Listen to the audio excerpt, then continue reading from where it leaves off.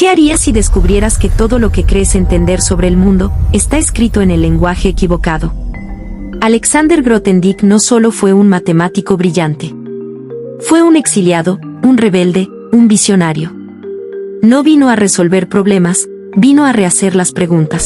En una época donde las matemáticas eran sólidas, lógicas, formales, él trajo algo distinto: profundidad, intuición, riesgo. Transformó la forma en que pensamos el espacio, los números, las formas.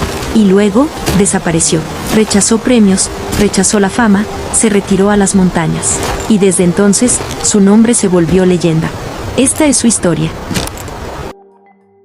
En el corazón del siglo XX, cuando las matemáticas parecían haberlo dicho todo, apareció una figura imposible de ignorar. Grothendieck nació en Berlín, en una Europa que se preparaba para la guerra.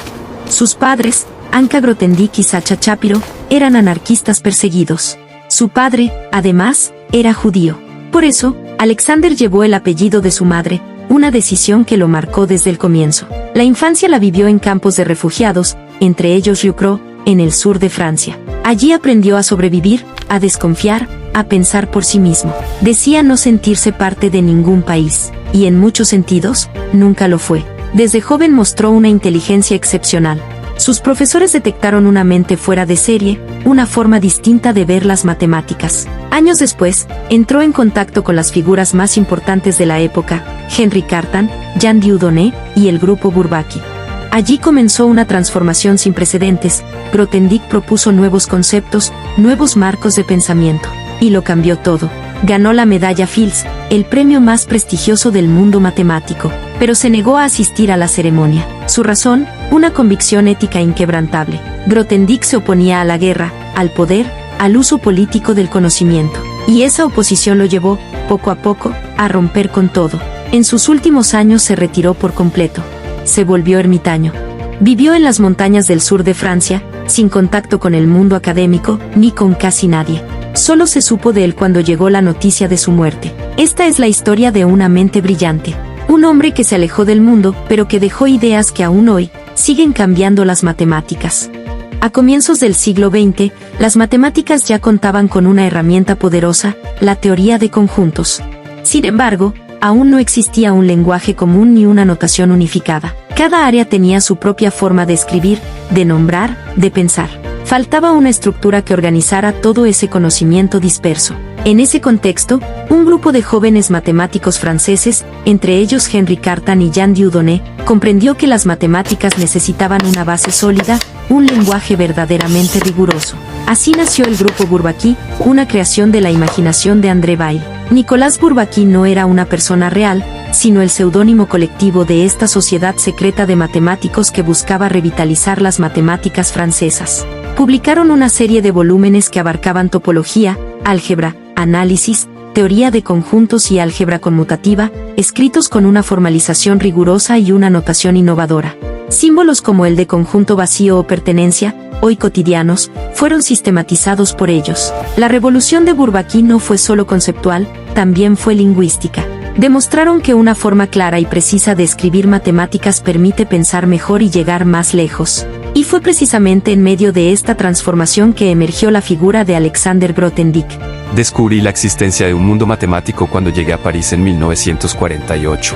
A los 20 años, con poco más en mi delgada maleta que una licenciatura en ciencias y un manuscrito escrito con letra apretada, usando ambas caras del papel y sin márgenes, que representaba 3 años de reflexiones solitarias sobre lo que más tarde supe se conocía como teoría de la medida o la integral del EB. De esta manera entró en diálogo directo con figuras ya consagradas. Una de ellas fue Jean Dieudonné, con quien forjaría una relación clave para su carrera.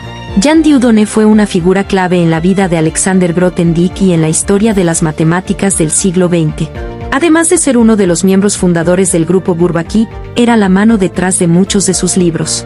Fue él quien conoció a Grothendieck cuando éste apenas comenzaba su carrera. Para los miembros del grupo, aquel joven de modales rústicos, que venía de un campo de refugiados, no parecía prometer demasiado. No tenía el refinamiento académico que se esperaba en esos círculos. Para ponerlo a prueba, o quizás para deshacerse de él, le encargaron resolver una serie de problemas avanzados de análisis funcional que nadie había conseguido resolver. Pero entonces ocurrió lo inesperado. Grothendieck no solo resolvió los problemas, redefinió el terreno mismo en el que se planteaban. Introdujo los espacios nucleares, un concepto revolucionario que hoy es piedra angular del análisis funcional. Su tesis fue una revelación. En ese momento, los matemáticos del grupo comprendieron que estaban frente a una mente excepcional. Cuando, en 1953, llegó el momento de otorgarle el título de doctor, fue necesario elegir entre 6 artículos que había escrito, cualquiera de los cuales estaba al nivel de una buena tesis. Fue entonces cuando Grothendieck se encontró con un territorio antiguo, pero aún lleno de misterios, la geometría algebraica. Allí, donde el álgebra se funde con la forma, desplegaría toda la potencia de su pensamiento radical. ¿Y qué es la geometría algebraica? Es el estudio de figuras, curvas, superficies, espacios, que surgen al resolver ecuaciones polinómicas. Un campo que conecta dos mundos, el del álgebra y el de la geometría. Una ecuación puede describir una forma puede ayudarnos a entender una ecuación. Esta relación es antigua. Los griegos ya intuían que las construcciones geométricas podían reflejar problemas algebraicos. Más tarde, matemáticos islámicos como Al-Khwarizmi y Omar Khayyam llevaron esa intuición más lejos, resolviendo ecuaciones mediante figuras. Pero el gran salto vino con René Descartes, en el siglo XVII. Su plano cartesiano reveló que cada ecuación podía representarse como una curva, y que cada curva podía estudiarse mediante ecuaciones. En el siglo XX, Alexander Grothendieck llevó esta idea a un nivel radical. Transformó la geometría algebraica en una herramienta abstracta, profunda, capaz de conectar ramas enteras de las matemáticas. Pero el camino era complejo. Resolver ecuaciones polinómicas no es sencillo, no hay fórmulas generales para grados mayores que 5, y muchas ecuaciones no tienen solución en los números reales. Por ejemplo, la ecuación x elevado al cuadrado más 1 igual a 0, no tiene solución real, pero sí en los números complejos. Eso llevó a pensar la geometría algebraica sobre campos donde todas las ecuaciones tengan solución, los complejos. Durante décadas, ese fue el marco dominante. Hasta mediados del siglo XX, la geometría algebraica trabajaba con herramientas poderosas, pero limitadas, anillos de polinomios y sus ideales. Un ideal, dicho de forma simple, es un subconjunto de un anillo con una propiedad clave. Al multiplicar o sumar por cualquier elemento del anillo, el resultado permanece dentro del ideal. Estos objetos daban orden al álgebra y permitían estudiar ecuaciones con rigor, pero no alcanzaban a capturar del todo preguntas fundamentales. ¿Qué es exactamente un punto sobre una curva? ¿Cómo se describen sus intersecciones? ¿Y qué ocurre con estas figuras si cambiamos el campo numérico, de los reales a los complejos, de los complejos a los enteros? Además, toda la geometría clásica se pensaba sobre los complejos. Pero, ¿y si quisiéramos hacer geometría sobre otros dominios, como los números enteros o los campos finitos? Esa inquietud la planteó con claridad André Weil. Formuló una serie de conjeturas audaces: aplicar la geometría algebraica, tradicionalmente ligada a curvas complejas, a problemas aritméticos, a ecuaciones diofánticas, a estructuras discretas. Weil propuso usar esta nueva geometría para abordar problemas de teoría de números. Sus ideas, conocidas como las conjeturas de Weil, abrían la puerta a un universo nuevo, pero faltaba un lenguaje capaz de hacerlo realidad.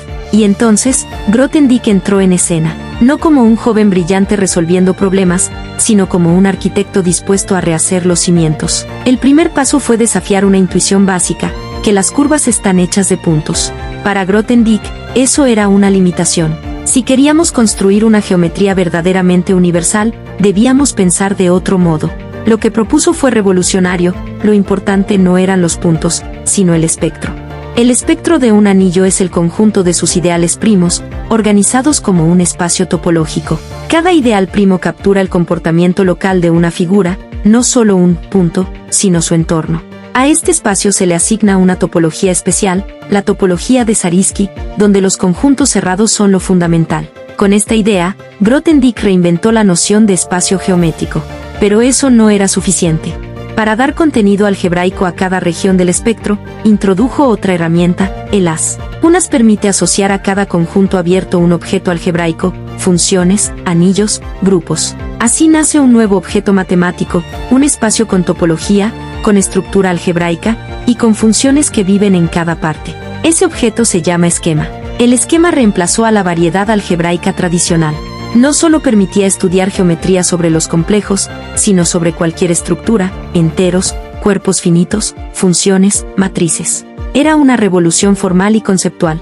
El nuevo lenguaje respondía, por fin, a la vieja pregunta de Boyle, cómo hacer geometría sobre los números. Y más aún, el lenguaje de esquemas fue crucial en uno de los logros más grandes del siglo XX.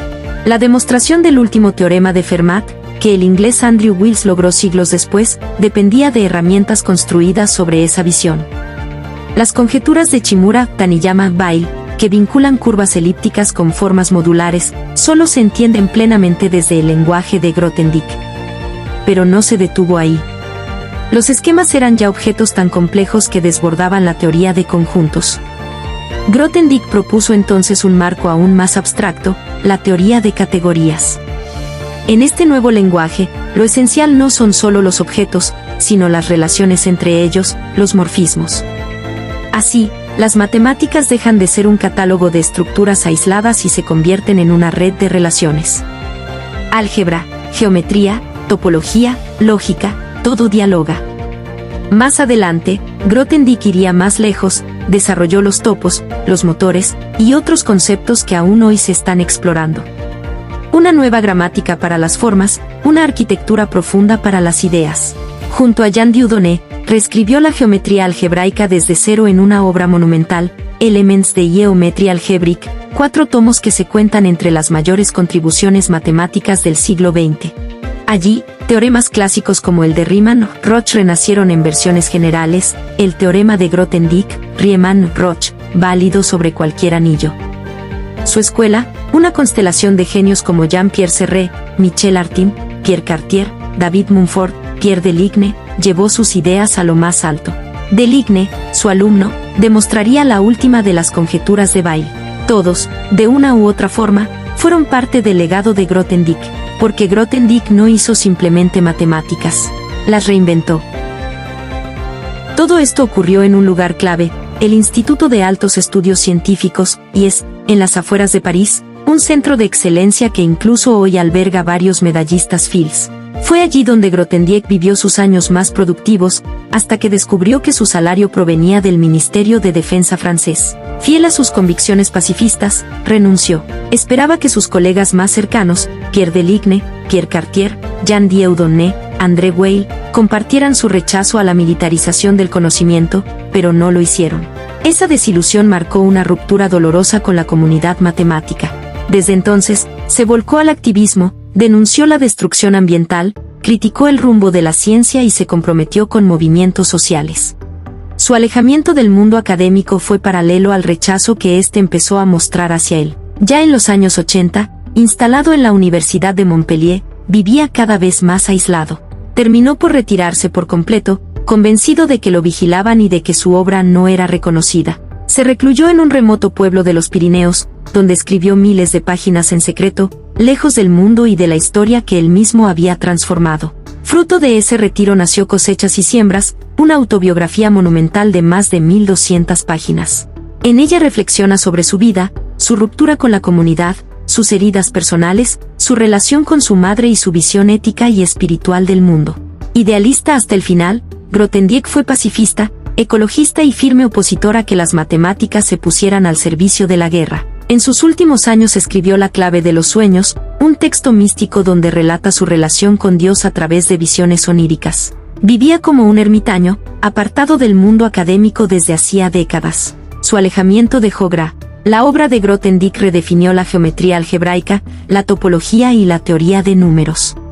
Incluso áreas en las que nunca trabajó directamente, como la lógica o el análisis funcional, terminaron transformadas por sus ideas. Introdujo los espacios nucleares, desarrolló el concepto de topos, los haces, los esquemas, y sin buscarlo, dio origen a nuevas formas de pensar en muchas otras disciplinas. La revolución que lideró es comparable con la de Évariste Galois, cuando propuso entender las soluciones de ecuaciones polinómicas a través de los grupos. Ambos, desde lugares distintos, crearon mundos nuevos dentro de las matemáticas. Y al crear nuevos mundos, también invitaron a los demás a hacerse nuevas preguntas, a imaginar lo que todavía no existe. Grothendieck no solo cambió las matemáticas, también dejó una lección filosófica. A veces, cuando algo parece irresoluble, lo que ocurre es que no tenemos el lenguaje adecuado para entenderlo. Tal vez el problema no es la dificultad en sí, sino el lugar desde donde lo estamos mirando. Esa es la potencia del punto de vista relativo, y también su utilidad fuera del ámbito científico, una invitación a mirar de otro modo, a mover el foco, a abstraer lo innecesario y descubrir lo esencial. Pensar fuera de la caja no es una frase vacía. Es, literalmente, lo que hizo Grothendieck. Mientras muchos trabajaban con las herramientas que tenían a mano, él imaginaba herramientas nuevas. Y al crearlas, las compartía con el mundo. Por eso su influencia no se agota, como Gauss, Galois, Arquímedes. Grothendieck fue un creador de ideas, y dejó abiertos caminos que los matemáticos seguirán explorando durante los próximos siglos.